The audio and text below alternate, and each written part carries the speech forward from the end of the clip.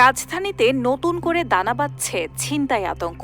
সন্ধ্যা নামলেই নগরীর নানা সড়ক অলিগলি যেন পরিণত হচ্ছে অপরাধীদের নিয়ন্ত্রণে। ধারালো অস্ত্র, চাপাতি ও ছুরি ঠেকিয়ে মোবাইল, টাকা ও মূল্যবান জিনিসপত্র লুটে নিচ্ছে সংঘবদ্ধ চক্র। গত ৬ মাসে ঢাকার বিভিন্ন এলাকা থেকে অন্তত ১২০০ ছিনতাইকারী গ্রেফতার করেছে র্যাব, পুলিশ। তবুও থামছে না অপরাধের এই ঢেউ, বরং গ্রেফতারের পর জামিনে বেরিয়ে আবারও সক্রিয় হচ্ছে চক্রগুলো। বাধ্য হয়ে ১৬৫ জনকে বিশেষ ক্ষমতা আইনে আটকাদেশ দেওয়ার প্রস্তাবও দিয়েছে ডিএমপি। একই সময়ে বড় ধরনের একাধিক ছিনতাই ঘটনায় রক্তাক্ত হয়েছে গোটা রাজধানী। মালিবাগ, আগারগাঁও ও শাহবাগে সাম্প্রতিক হামলায় আহত হয়েছেন শ্রমিক, গৃহবধূসহ একাধিক ভুক্তভোগী।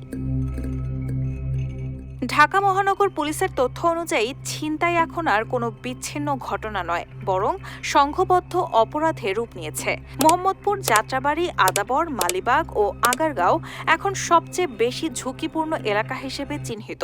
সন্ধ্যা থেকে ভোর এই সময়টাই অপরাধীদের এক মোক্ষম সময় হয়ে ওঠে।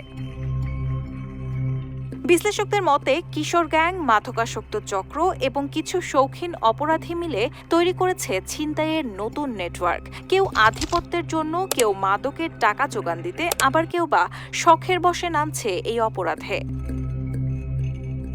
পুলিশের অপরাধ পরিসংখ্যান বলছে নিয়মিত মামলা হলেও বাস্তবে ছিনতাইয়ের প্রকৃত চিত্র আরও বেশি ভয়াবহ। অনেক ভুক্তভোগী মামলা না করে শুধু জিডি করেন বা একেবারেই অভিযোগ করেন না, ফলে প্রকৃত সংখ্যা আড়ালেই থেকে যাচ্ছে।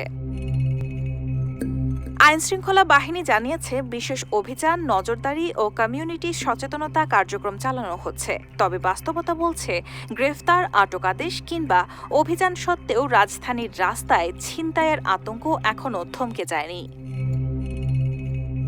রায়হানা হক মুন, RTNN।